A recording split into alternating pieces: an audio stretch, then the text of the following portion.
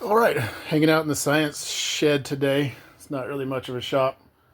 Uh, Pretty sure I worked out the kinks in the map switch shift light. Was just having problems with the program reading the current RPM and the comparisons to the set points. The idea is just using the KTM factory map switch. It has the four lights on it for traction control, quick shift, green map, and white map. Just to repurpose it as a sequential shift light. So all the RPMs are programmable. The first stage clears whatever lights are active. You can set that RPM.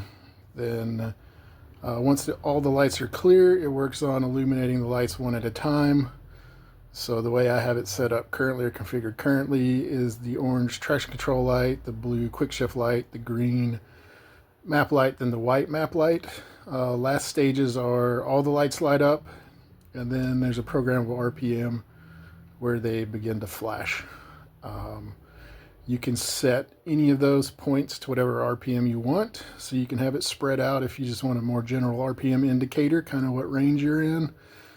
5 grand, 6 grand, 7 grand, 8 grand, flashing at 10, or solid at 10, whatever you want. The flash times are also programmable, so you can set up a really slow flash, a really vigorous and vibrant quick flash. It's also set up to where you can enable or disable the feature with a bit. What else is programmable? Also, the order that the lights come in is programmable, so if you wanted something different, you could change the sequence that the lights come on. I think I got the code sorted out, so I'm gonna flash it up, see how it works. I got the RPM set pretty low. The lights should clear at 2900. Then at 3100, the orange light will come on. 3300, the blue light. Green light at 35. The white light at 37. At that point, all the lights will be illuminated, and then we should have a flash at 3900. Just testing here in the garage or the science shed, and just to make sure it's working properly. Then once it stops raining here in the beautiful Pacific Northwest, I'll take it out on the street and thrash it thoroughly to make sure it's working like it should. Might not be something you want for a dirt bike, might not be something you want for an enduro bike. My bike's set up right now for supermoto, so having a good sequential shift light is something I like. Rather than buying an aftermarket one that's $200, $300, $400, just repurpose the factory map switch to do the same thing. I rewrote the patch, so I'll flash starting from the patch. Make sure everything's working. The RPMs should compare now, so the lights should actually light up like they're supposed to. Just a little dumb programming mistake on my side, but no ECUs were harmed or bricked during this process, so that's always a win. I'll flip the camera around and show you kind of what the XDF screen looks like, where you can program the different variables. Then I'll flash the bike up, let it get up to temp, start revving it, and see if it's working. So here are the basic parameters I have set up. Right here is the activation flag, so you can turn the feature on or off. Here are the RPM ranges for the individual lights, and then the flash function. Here's the shift light timer, so you can change how the lights flash. You can put whatever pattern in there that you want. Both the on time and off time are programmable. Down here at the bottom, this builds the light patterns.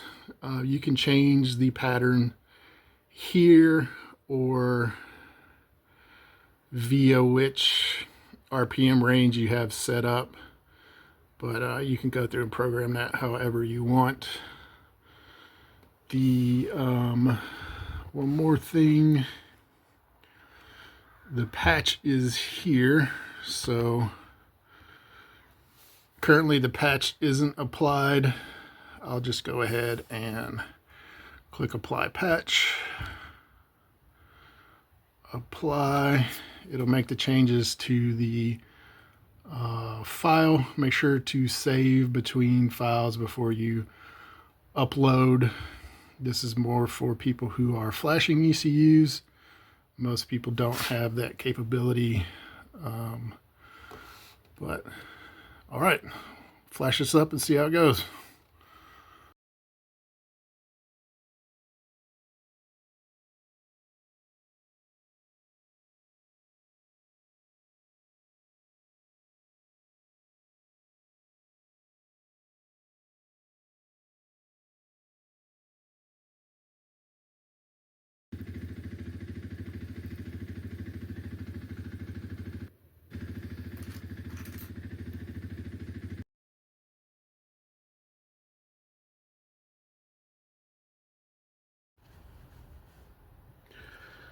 All right, so I've been screwing with this code for a couple days.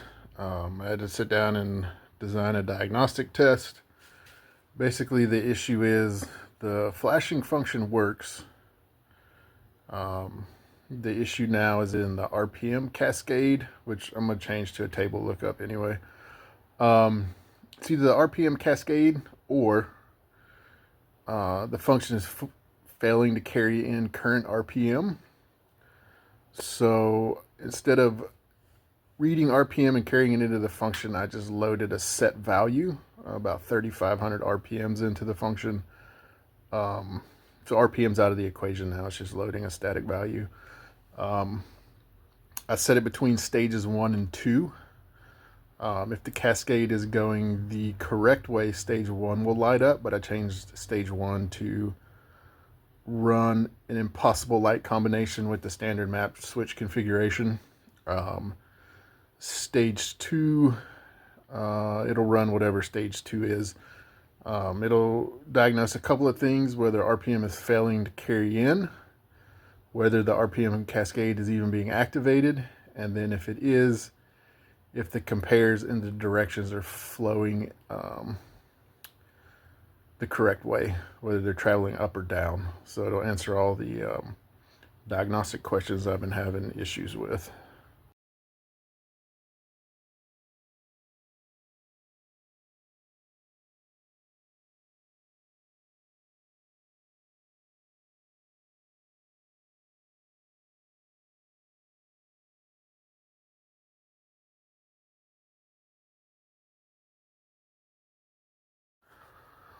All right, the last diagnostic test was based on the RPM cascade functioning.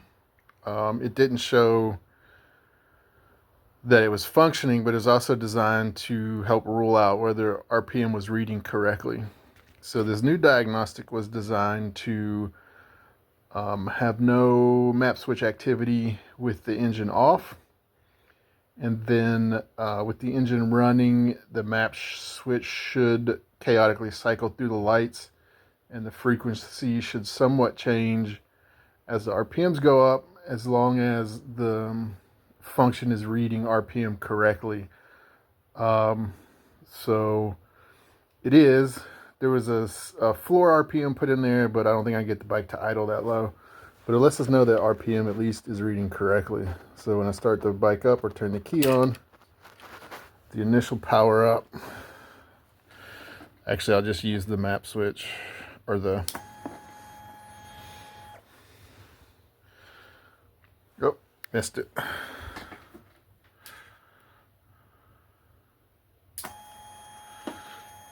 The switch runs through its regular cascade of lights on startup. Normally it would display whichever mode the ECU or map was in. It's not, so that lets us know that the code is shutting the light off. And then once the engine's up and running, the light should flicker like crazy just to show that RPM is being read correctly. So I'm gonna crank it up.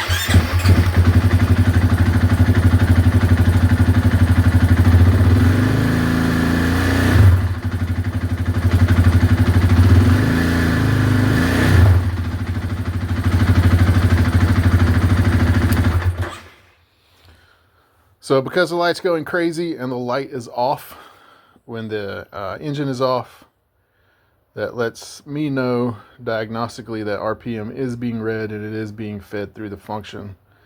And what was previously wrong with the function was the RPM cascade. So I was planning on implementing a table system for the RPM comparisons.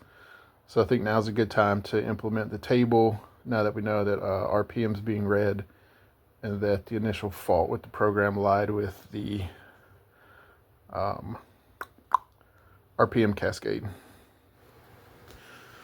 All right, so diagnostic test was a success. Lets me know that RPM was reading correctly. The only issue with the programming was the RPM compare cascade. The other option is to use a table, which is simpler as far as coding goes, as far as the workload the ECU has to do. So I'm working on rewriting it. Probably just use 1 or 2 RPM compares at first, just to make sure the table works, and then I'll expand it out to run the full gamut of modes. But RPM's reading correctly. The hook works. It's redirecting to the stub appropriately. Had to design a couple diagnostic tests. First one failed. Didn't video that one or show any of that one. Did the second diagnostic test. It confirmed that RPM is reading and being pulled into the function. So it's just a matter of reworking the RPM compares, rewriting the XDF file to get all the variables included so it's tunable. I'll keep plugging away at it, see how it goes, and I'll keep you updated.